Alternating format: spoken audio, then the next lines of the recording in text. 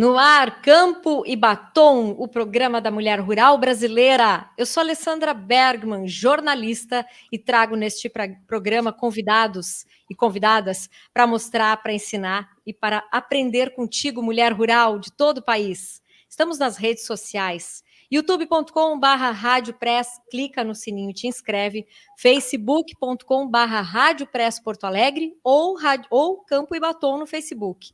E também estamos no Spotify. Hoje temos o segundo capítulo da minissérie Dinheiro é Bom e Eu Mereço, que tem o apoio da Jacto.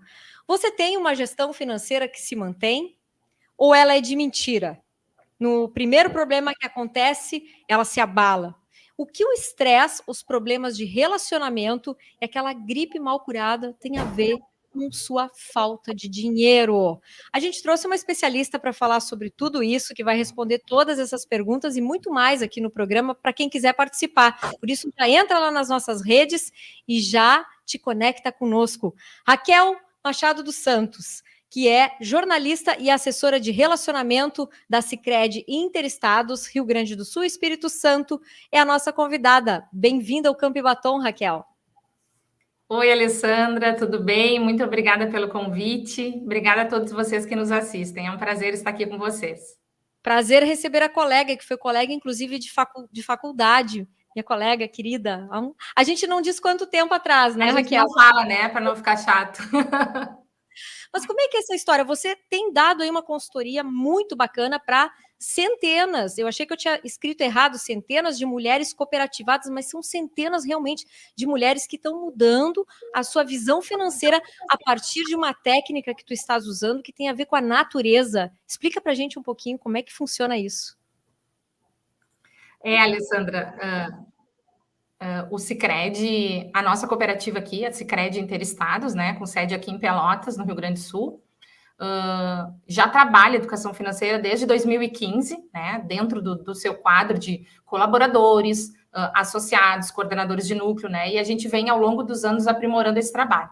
O sistema Sicredi, desde o ano passado, criou um programa nacional de educação financeira, Cooperação na Ponta do Lápis, né, e esse programa, ele é nacional, ele é permanente, ele é inovador e ele é sistêmico, né? Então, todas as cooperativas do Sicredi, as 108 cooperativas do Sicredi, desenvolvem várias ações de educação financeira com vários públicos, né? Desde crianças, adolescentes, adultos, empresários, né? E a nossa cooperativa, então, desde 2015, trabalha educação financeira com esses públicos, né? E com mulheres rurais, como tu falaste, né? A gente já teve, inclusive, turmas específicas só de mulheres, né? A gente gosta muito desses trabalhos segmentados, que através deles a gente consegue chegar melhor nos exemplos, né? Desse público-alvo. E a gente já atingiu quase 10 mil mulheres, né? Desde 10 mil pessoas, né? Desde 2015, quando a gente tem o programa de educação financeira implantado na cooperativa. Não é uma metodologia criada por mim, né? Em 2015, a gente recebeu a mentoria, né, do Reinaldo Domingues, né? Ele é autor da metodologia da DSOP. E o ano passado, então, a gente lançou no Sicredi o programa Cooperação na Ponta do Lápis, né? Então, esse programa nosso do Sicredi tem uma metodologia própria, né? É a metodologia COPS, né? Que a gente chama, que cada letrinha equivale a um verbo de ação que a gente precisa colocar em prática no nosso dia a dia, né? Que é conscientizar, né? Como é que a gente toma consciência sobre as nossas escolhas, né? O que a gente escolhe hoje impacta o nosso futuro no amanhã. E a gente precisa estar muito consciente sobre essas nossas escolhas. A segunda letrinha é o observar, né? A gente precisa identificar quais comportamentos e situações que estão prejudicando a nossa saúde financeira, né? A nossa vida financeira. Depois vem o organizar, né? A gente precisa definir um orçamento adequado com as nossas prioridades. Muitas pessoas hoje estão em situação de endividamento porque elas levam um padrão de vida que não está condizente com a realidade financeira delas. E isso leva muitas pessoas à inadimplência, né? Então, hoje, 62 milhões e meio de inadimplentes no país. É um número muito alto, né? 48% dos brasileiros não controlam o seu orçamento, né? Então, 75% deles possuem contas básicas comprometidas com mais de 25% da renda mensal. Então, a gente precisa levar, sim, a educação financeira a muitas pessoas, né? No país, o Sicredi, enquanto cooperativa, por ser uma instituição financeira da comunidade, né? A gente, dentro dos princípios do cooperativismo, a gente tem um 7º princípio, que é o interesse pela comunidade. Então, esse programa, Cooperação na Ponta do Lápis, vai exatamente ao encontro desse princípio, né? Entregando para a sociedade, para a comunidade, uma melhoria, né? Na vida financeira de cada pessoa, né? Depois do organizar, a gente tem o preparar, né? A nossa colega Luciana apresentou ontem, né? A gente precisa definir uma meta, a gente precisa ter as expectativas alinhadas, né? Principalmente com as pessoas próximas, né? Com os familiares, esposos, né? Companheiros, os filhos precisam ser envolvidos nas conversas. Hoje, os adolescentes já entram no mercado de trabalho endividados, os jovens aprendizes já estão entrando endividados, porque eles não têm esse conhecimento. Agora, em 2019, a nova Base Nacional Comum Curricular traz, né, a exigência da educação financeira fazer parte do currículo escolar de forma interdisciplinar. Mas até então não se tinha essa necessidade, essa obrigatoriedade. E a gente tem aí adolescentes que já estão entrando no mercado de trabalho endividados. E a gente precisa ir ao encontro, né, dessa população, dessa faixa etária, que amanhã ou depois vai ter dívidas que não vão conseguir solucionar. Então, se a gente tem o ditado do pepino, né? É de pequeno que se torce o pepino, então a gente precisa ensinar esses jovens, sim. E o sustentar é o último verbo de ação, né? Que a gente precisa sustentar um novo hábito, um novo comportamento, porque não é fácil a gente transformar o nosso comportamento. Mas quando a gente consegue tornar ele mais consciente, a gente vai aos poucos incutindo no nosso dia a dia. Certo. Isso em relação à sustentabilidade, que não é uma palavra que é só para quem está em harmonia com a natureza, com a empresa, é uma palavra muito moderna. Ela envolve muito a função financeira, a ação financeira de todo mundo. Explica para nós o que é ser financeiramente sustentável. A sustentabilidade não é só um termo bonito, né? Um termo moderno que tem a ver com o meio ambiente, né? A sustentabilidade faz parte do nosso dia a dia, né? E dentro da educação financeira, o que é ser sustentável? A gente precisa ter uma vida financeira hoje condizente com a minha realidade financeira. Meus comportamentos de consumo hoje não podem interferir e prejudicar o meu amanhã, né? A Luciana falava muito ontem, né, da prosperidade, né? Eu preciso ter uma vida próspera, eu preciso curtir o meu presente, mas eu não posso esquecer o meu futuro, né? Então, por isso a gente tem que estabelecer as metas, sim, de curto, médio e longo prazo, porque eu preciso curtir o hoje, mas eu preciso pensar no amanhã. O meu eu do amanhã, o meu eu do futuro, vai agradecer as atitudes e os comportamentos que eu tive para mim no passado? Quando eu fiquei grávida da minha filha, a Júlia, eu me lembro que eu descobri que eu estava grávida, eu já fiz uma poupança automática. Todos os meses saía R$100 da minha poupança e ia da minha conta corrente ia para a poupança, que estava no meu nome. Depois que eu fiz o CPF dela, eu botei a conta no nome dela, né? Então a Júlia é orgulhosa que já tem uma poupança. A Júlia é quase para milionária. Para a faculdade, enfim, para um mercado de trabalho, que se ela quiser montar um escritório, um consultório, não sei o que ela vai escolher de profissão. Mas a gente também precisa dar apoio e pensar também na questão dos filhos. Isso é uma educação financeira sustentável. A gente precisa ter uma vida financeira condizente com a nossa realidade e os nossos hábitos e comportamentos precisam ser conscientes para que a gente não prejudique as gerações futuras. Uhum. Raquel, a gente estava falando sobre a essência da natureza e eu acho que o que você tem a ensinar e as dicas que você vai dar tem muito a ver com essa coisa de ter tempo para crescer, assim como uma semente, ela tem o tempo para maturar, para ficar uma árvore frondosa, não é de hoje para amanhã que vai nascer, bota a semente ali e ela nasce, impossível isso. Dá para fazer essa comparação com a vida financeira de que forma? Com certeza, né? A gente tem muitas metáforas que nos ajudam, né, a trazer para a realidade que comportamentos a gente pode adotar, né? Se a gente enxergar, por exemplo, uma árvore, né? Uma árvore plantada, imaginem um quadro dividido no meio, e ali está a árvore plantada. Do lado esquerdo, por exemplo, um solo todo rachado, seco, completamente seco, e uma árvore seca, sem folhas nenhuma, só galhos.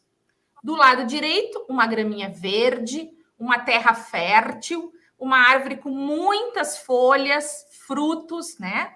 Então, a gente pode imaginar a educação financeira como essa árvore, com dois lados, né? O lado esquerdo e o lado direito, né? O lado seco, rachado, é o lado infértil. E o lado direito é o solo produtivo, fértil, né? O que a gente tem de ruim na nossa educação financeira, na nossa vida, que vai prejudicar a nossa vida financeira do lado infértil? A gente tem o estresse, a ansiedade, né? A gente tem os problemas de saúde que nos prejudicam, né? Muitas pessoas que estão em situação de endividamento têm muitos problemas de saúde em função dessas preocupações, desse estresse, né? Isso tudo também em função da vida financeira. A gente tem a nossa autoconfiança abalada, né? Então, se a gente está com a nossa autoconfiança abalada, a gente já não vai estar bem para muitas outras coisas do nosso dia a dia. A gente tem problemas nos relacionamentos. 48% dos divórcios acontecem por problemas financeiros. Uau! Né? Se o casal não se conversa em casa sobre dinheiro, se ele não envolve a família, vocês que estão aí nos assistindo, com certeza conhecem alguém que, por exemplo, compra coisas escondidas do marido ou da esposa. Tem muitos memes na internet, né? Inclusive de várias amigas minhas que têm loja, por exemplo, que mostra elas na loja não querendo a sacola da loja, aquela sacola toda bonita que o varejista ainda faz, toda decorada, produzida, pensando que a cliente vai sair no mercado, né, fazendo propaganda da loja. Não, ela tira dali da sacola, põe dentro da bolsa e chega em casa e já guarda no guarda-roupa, escondendo do marido que está comprando essas coisas, né?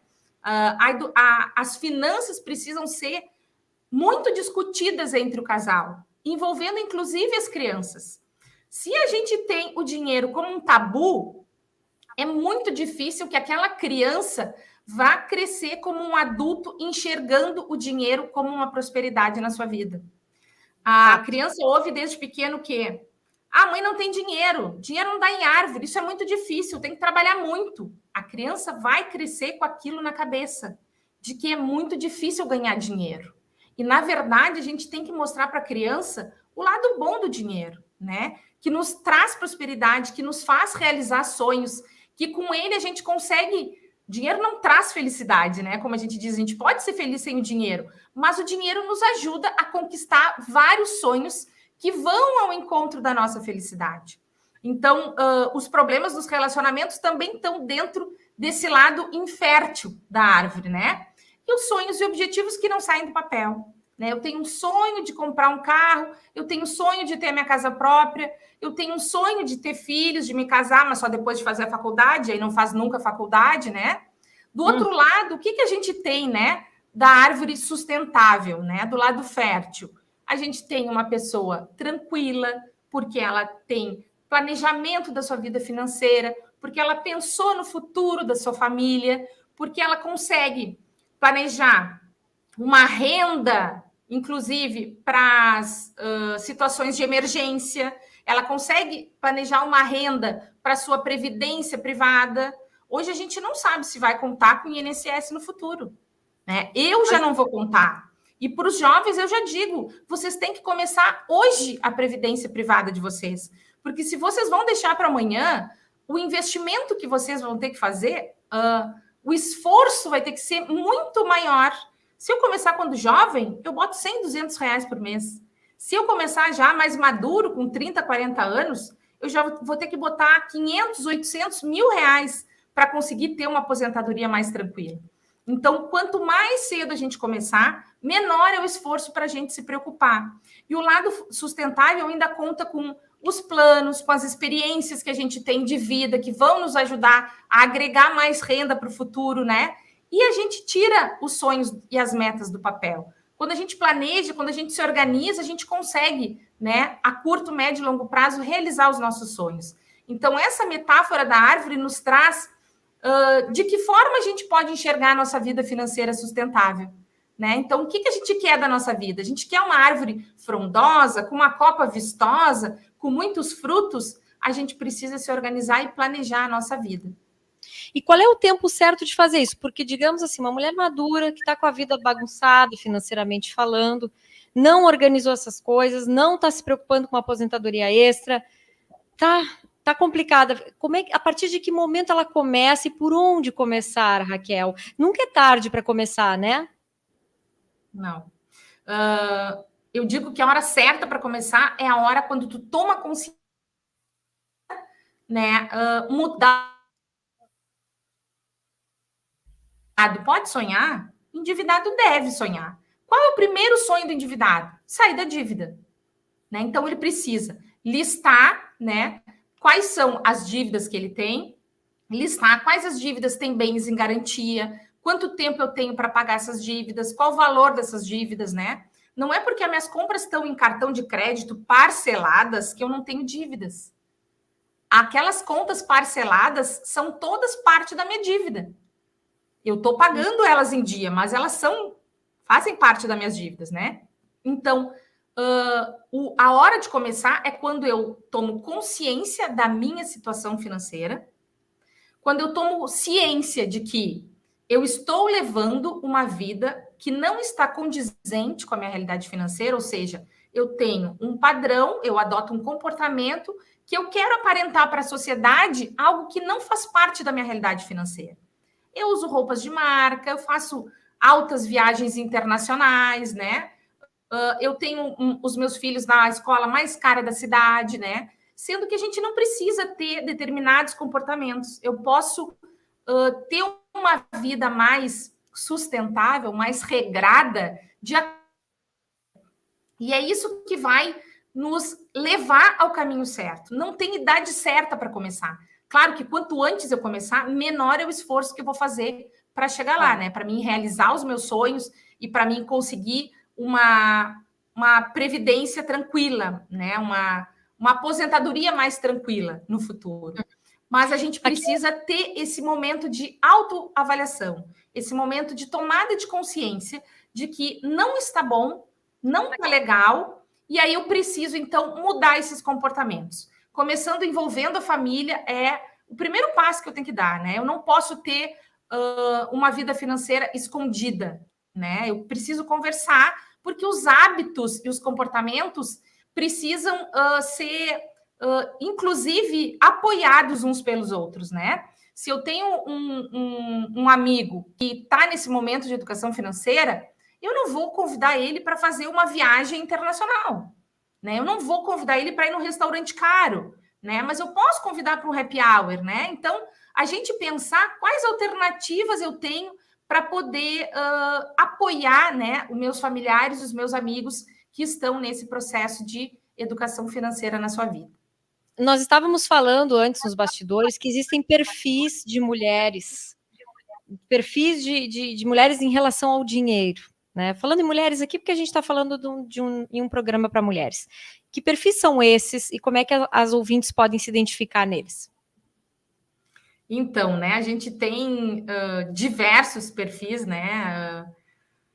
E algumas mulheres podem até se identificar, né? Então, tem aquelas que não sabem dizer não, né? Por exemplo, quantas vezes vocês foram numa loja, a atendente foi extremamente atenciosa, solidária, trouxe todos os tamanhos, tu experimentou todas as roupas que tu queria, mas nenhuma ficou bem, não era o que tu queria. E por pena, tu vai lá e tu leva aquela roupa, que fica guardada no guarda-roupa e tu não usa, né? Então, a pessoa que não sabe dizer não, né? A rainha do empréstimo, não tem? Aquela que adora o empréstimo, que várias empresas financeiras já têm o telefone dela cadastrado, ela termina um, já faz o outro. Às vezes ela refinancia, né, para poder pagar um outro empréstimo. Tem aquelas que pensam, bora gastar, vamos lá, porque caixão não tem gaveta. Não tem umas que dizem isso, né? Não vou guardar o dinheiro para o caixão, ou para os meus filhos brigarem na minha herança, eu vou gastar porque eu estou viva hoje, né? Mas e amanhã, né? Quando foi criado o INSS em 1923 como uma alternativa para proteger o futuro dos brasileiros, o sistema funcionava numa forma de pirâmide, né? A gente tinha 8 pessoas trabalhando para cada um aposentado. as famílias eram em média de 5, 6 filhos por mulher, né? Hoje a situação se inverteu, né? Então a gente tem 1,4 pessoas trabalhando para cada um aposentado. Por isso que se diz que o sistema ficou defasado, né? As famílias hoje têm em média 1,7 filhos por mulher, que era 5, 6. Então a sociedade antigamente tinha muitas pessoas trabalhando na base para sustentar os aposentados. Hoje as famílias estão tendo menos filhos e menos pessoas trabalhando. Então, o tempo de vida das pessoas era de 54 anos de idade, lá quando foi criado o INSS. Hoje, a expectativa de vida já está em 80 anos de idade. Meu avô morreu com 92 anos de idade. Então, a gente vai passar dos 90 anos. O que eu vou fazer da minha vida depois que eu me aposentar? Quando o meu corpo perder a capacidade produtiva, como eu vou me manter? Só 1% dos aposentados do Brasil é independente financeiramente. Os demais ou dependem de doações ou de parentes. E se eu não me preocupar hoje com o meu futuro amanhã, quando aposentada, eu não vou poder curtir a minha aposentadoria. Porque a melhor coisa já é começar hoje mesmo a programar R$1 por dia. R$1 por dia. Tomar consciência, fazer um diagnóstico. Qual é o teu problema na tua vida? Tu tem que fazer um diagnóstico, né? Ontem a Luciana comentava, faça uma análise durante um mês, né? Pega um bloquinho, um caderninho, leva com um lapisinho dentro da carteira. Por que dentro da carteira? Porque é da onde sai o teu cartão, é da onde sai o teu dinheiro. Não adianta tu guardar os canhotinhos aqueles que tu não sabe qual é o nome daquela empresa, porque às vezes está a razão social e tu não vai saber com que foi aquele gasto, né? E daí tu anotando com tudo que tu gastou, inclusive estacionamento, cafezinhos, gorjetas, né? A gente gasta com muitas coisas que a gente não tem ideia. No final de um mês, tu faz uma análise. Aonde estão os teus maiores... onde está o teu gap que tu vai poder trabalhar com relação àquilo, né? Quando eu comecei esse trabalho na minha vida, em 2015, meu marido está nos assistindo aí e ele vai se lembrar disso. Quando eu fui no super, eu vi que eu tinha colocado muitas guloseimas no carrinho, né? Que eu adoro doces e sou meio gordinha por isso, né? E quem me conhece sabe. E eu cheguei em casa e eu disse para ele, das próximas vezes é tu que vai ter que ir no super. E aí ele disse, por que te incomodasse com a mulher do caixa? Porque sempre tem aquelas filas que tem, né? Uma caixa meio demorada, né? Que tem que chamar os atendentes lá para ajudar, botar senha e tal. E eu digo, não, tem muito com doce. Ele tinha dado quase R$100 de doce. Chocolate, rapadurinha, cocada, muita coisa, né? Pé de moleque, era muita coisa. Dia de São João, coisa assim? Isso, mulher, tu é louca. Eu digo, tá, eu sei, eu errei. Mas agora, então, tu vai no sul. Então, eu tomei consciência do que eu tinha feito errado. Quando eu cheguei na frente do caixa, eu já vi meu carrinho tinha muito doce. Eu digo, vou passar os doces primeiro para ver quanto que vai dar. E ali eu já tomei consciência daquilo. Ele foi no super por uns bons meses, assim. Quando eu vou hoje no super, eu sei que eu não posso abusar dos doces. Eu compro 3 barras de chocolate, é um para cada um lá em casa, e deu. Né? Então, a gente precisa saber aonde está a falha do nosso comportamento, para a gente poder ter ações e medidas para ir contra aquilo ali e apoio à nossa vida financeira. E a disponibilidade também faz o monge, como a gente diz, faz o ladrão acontecer, né, Raquel? É muita coisa que a gente tem na nossa disponibilidade, é o com doce, certeza. é a roupa. Então, é a mente que controla tudo isso, né? É a mente que tem que controlar. Campo e Batom, o programa da mulher rural brasileira. Temos aqui participantes, a Tailane Correia, obrigada por estar participando. Façam suas perguntas, gente, aproveitem. A Bruna Radke está dando um oi aqui. O Daniel, Sandra, obrigada, Daniel, pela presença. E, Raquel, deixa eu te fazer outra pergunta. A gente precisa estar atento a esses comportamentos, né, para a nossa organização financeira. Qual é o passo a passo que você indica para ser de forma mais saudável? Você deu o exemplo aí do doce no supermercado. Que outra dica você dá, principalmente para quem está no campo, a mulher rural, né? Que ela gosta de fazer sua renda extra, ela se mexe, ela se vira. O que você dá de dica para essa pessoa que está ali também, junta seu dinheirinho suado no final do mês? a questão da mulher rural, assim, ela é fantástica, tem muitas alternativas, né? A aumentar a renda, a questão do empreendedorismo, né? Isso é uma visibilidade extremamente maravilhosa e cai, assim, como uma luva, né, para as mulheres do campo. Assisti os exemplos da Luciana ontem, a gente também tem exemplos aqui no Sul, né? O pessoal do FUMA, ali da área de Camaquã, Chuvisca mesmo, estão enxergando alternativas e agora com a área da vitivinicultura ali implantando, eles estão fazendo também esses caminhos, né? Recebendo para passeios turísticos, piqueniques, e isso é muito importante para a questão do agregar renda, né? Mas com relação à mulher do campo, 3 hábitos que eu destaco que são extremamente importantes para a gente implantar uma educação financeira na nossa vida, né? A questão do orçamento é importantíssima, né? A questão do planejamento e a questão do investimento. Então, a primeira coisa que a mulher precisa pensar, né, essa mulher que nos assiste, é se as contas dela, da pessoa física, estão separadas das contas da pessoa jurídica. Normalmente, o negócio gira em torno da pessoa física e a gente mistura as contas, né? Eu preciso saber que eu tenho, enquanto pessoa física, que retirar um prolabore, né? Eu tenho que ter um dinheiro para me sustentar, para manter as minhas contas, para fazer os meus desejos, né? Para comprar as minhas coisas, para adquirir o que eu preciso. Mas eu tenho que manter o meu negócio, né? Então, um orçamento é primordial para que a mulher saiba separar, primeiro, o que é da empresa e o que é da pessoa. Né? E aproveito para te perguntar, ela estipula um valor retirado da empresa, independente do que ela faturar no mês, porque às vezes o autônomo ele fatura um mês de um jeito, outro mês de outro, nem sempre tem aquela mesma renda todo mês, principalmente quem trabalha dessa forma no campo.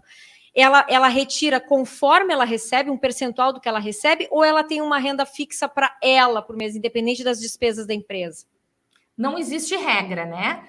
O que é preciso ser feito? É preciso ser feita uma análise. Por exemplo, quem trabalha com fumo é a renda anual, né? Eu não posso fazer uma retirada de prolabore mensal, porque se eu tenho uma renda anual, aí eu tenho que me programar de que forma eu vou fazer essas retiradas, né? Para poder me manter mensalmente pagando as minhas contas, né? Então, não tem regra para isso. A pessoa só precisa fazer o quê?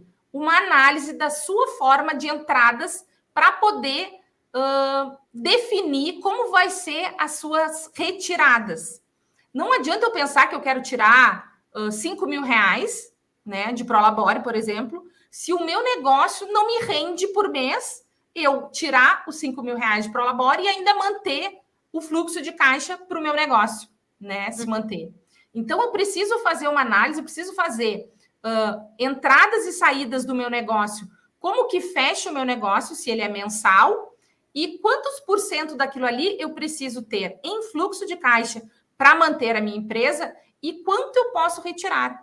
Pode ser que um mês eu não esteja tão bom, né?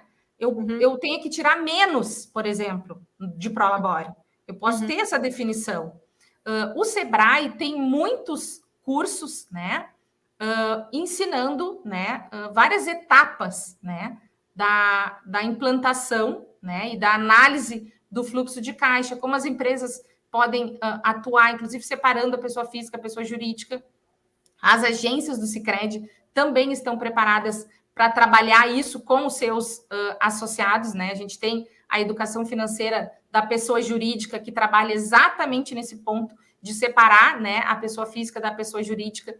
O importante é que a pessoa primeiro tome consciência de que eu preciso separar o físico da empresa, né? E a partir desse momento eu busque apoio. Se eu não consigo fazer um controle, pode ser num bloquinho com 2 planilhas assim, 2 colunas, né? Um papel de pão, como a gente diz, ou pode ser uma tabela num Excel mais elaborada, não importa a maneira. O que importa é que a gente faça um controle e a partir desse controle que a gente possa analisar quanto eu posso retirar para que aquela retirada não implique um resultado ruim ou prejudique o andamento do meu negócio.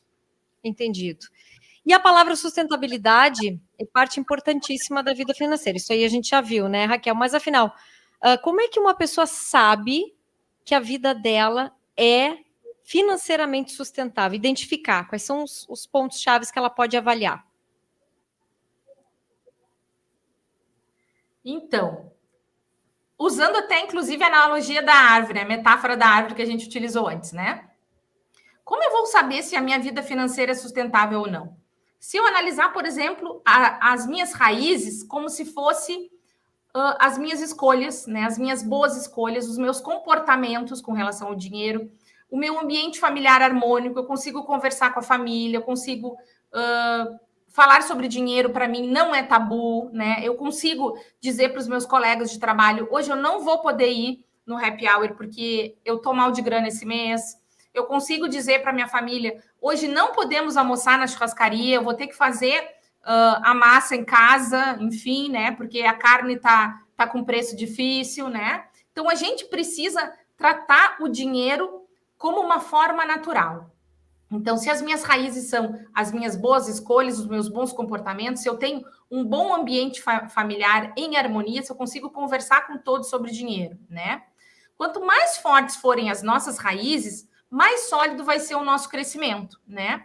Os galhos e os frutos vão ser uma vida mais tranquila, né? Vão ser a construção daquele patrimônio que eu vou conseguir ter ao longo dos anos, né? Da minha vida profissional, da minha vida de trabalho, né? Eu vou conseguir ter momentos de lazer, eu vou conseguir aproveitar a vida em família. Tem momentos que eu preciso trabalhar, me dedicar, que eu preciso agregar renda, né? Em alguns trabalhos, muitas mulheres trabalham fora do horário de trabalho, ainda com mais um trabalho em casa, né? Se tratando das seletistas, o que não é o caso da mulher rural, mas quantas não voltam, né, da lavoura e não vão lá fazer geleias, fazer pão, fazer tortas, cucas para vender, né, na feira da cidade, para poder agregar renda, né? Ou, inclusive, fazer artesanatos, né? Especialmente agora no momento de Natal, né? Para poder agregar também a sua renda. Então, essas etapas fazem parte do curtir, do celebrar, que também a Luciana nos falava ontem, né? A gente precisa ter o momento de nos concentrar para que a gente não gaste muito, mas ao mesmo tempo a gente tem que curtir a vida, a gente tem que celebrar, né? Então, que os nossos galhos, os nossos frutos possam gerar essa tranquilidade que a gente vai ter na nossa vida, né? Com a realização de projetos, a realização dos nossos sonhos, uma aposentadoria mais tranquila, né? Assim que a gente vai conseguir ter uma vida financeira mais sustentável. E a gente só vai conseguir chegar lá se a gente tomar hoje consciência dos nossos hábitos e das nossas atitudes. Não é fácil mudar um comportamento, não é da noite para o dia, né? Já se tem vários memes, né? Que a dieta começa na segunda-feira. Por quê? Né? Porque final de semana tem festa, né? Agora, final de ano, tem muitas guloseimas na mesa, né?